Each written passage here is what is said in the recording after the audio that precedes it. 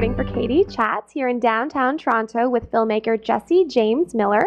How does it feel to have your film Becoming Redwood opening at Cineplex at Yonge and Dundas today? Feels great. Get to have a lot of my old friends from Toronto come out. So, yeah, I'm excited. I really am.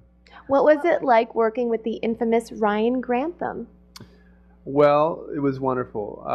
Ryan is a special kid. I knew him from another project before that I was going to cast him in a TV show that I directed, and I knew that I was getting somebody who's been a pro for a long time. So, you know, he was in 133 of the 138 scenes, you know, 21 of the 24 days, or 22 of the 24 days, excuse me. So I knew I needed a lead who knew his stuff and had the chops, and it's hard to find for a 12-year-old. Yeah. What was the casting process like? Did you audition other kids as well for the part? Oh yeah, I mean we saw kids in LA, we saw kids across Canada. I'd been, you know, I lived in LA, so I knew a few kids, but at the time that we started to cast, they were all too old. You know, so I had to look at a new batch of kids, and you know, kids that have deep voices at 12 wouldn't work. So Ryan's a special kid, you know, and he's been getting rave reviews, and I'm just really proud of him. Yeah. What was your directorial process like on set?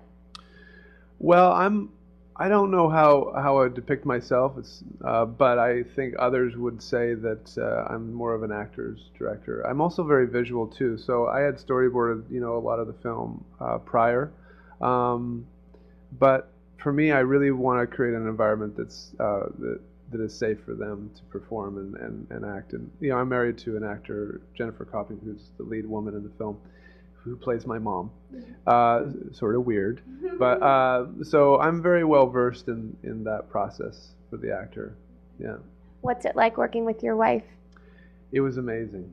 You know, we've been waiting to do this film together for, you know, 12 years. You know, so we had worked in the past on a feature that I did. She only had a small part because it was a horror film, but you know, Jen's been around a long time. She's a vet, so working with her was wonderful. Yeah. What's the inspiration behind Becoming Redwood? You know, really it started from, I've said this before too, is that I had written scripts when I was younger, and I just wasn't really hitting the tone that I wanted as a writer. So I really felt I needed to go deeper. So I started writing about myself and my own background at the beginning, and that's what the genesis was of Redwood. Of course, over time, it takes on a life of its own, you know, which was the most beautiful part of the process. And then when, you know, obviously I found Ryan, and I sort of allowed him to take it another step further, you know. So, yeah.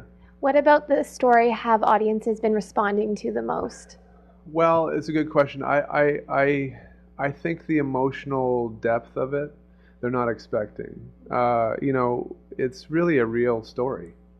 Yes, I shot it sort of, I do have influences, you know, Wes Anderson and P.T. Anderson. Those type of visual references for me are strong, 400 Blows, you know, Truffaut and stuff. But you know, I think we played it straight. And so that was really important to me, and I think that's sort of, you know, it's not just a golf movie.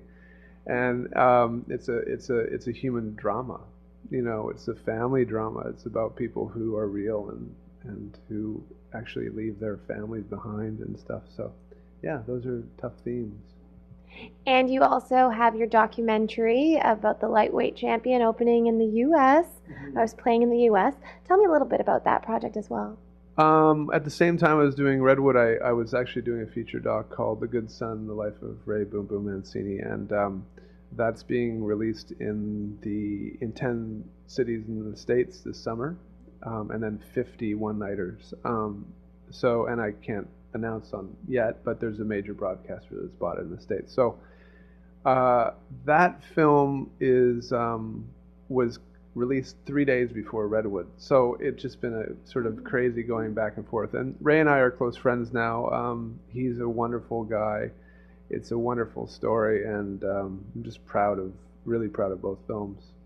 What about Ray Mancini's story drew you to him to make the film? Well, I started out, it's based on a book that was being written when I started shooting. I actually saw the Dooku Kim fight in 1982. I'm that old. And it did affect me. I'm a big boxing fan, and it just to come full circle and actually have the honor of doing that story was sort of overwhelming at first, to be quite honest. We actually went to Korea, and I interviewed Dooku Kim's son and fiance, who've never been on camera. So it was very emotional. And then, Ray met Dooku Kim's son on camera. So there's elements of that film that are, blow you away. It blew me away shooting it, sort of a surreal experience. Yeah. And what types of projects do you hope to develop in the future? Well, I have lots on the go, as usual, as an indie. I'm writing 3 scripts right now. One is supposed to go this summer in Youngstown, with Ray producing, actually, which is sort of ironic. And then, I'm just pushing the envelope everywhere I go. Yeah. Where's the best place to find out more information on you and on your films and on the screenings online? Well, my shameless plug. I have a website, JesseJamesMiller.com, and also I have a company called ProfileFilms.ca, and I'm with the 2 guys, Ken Johns and Mark Shear, who are tremendous filmmakers in their own right, and we're developing a lot of stuff right now. It's pretty exciting. Thank you so much. Congratulations on both of your projects and your previous projects as well, and best of luck with the upcoming one. Thank you very much. I appreciate it. Thanks. I'm Katie Ullman reporting for Katie Chats here in downtown Toronto.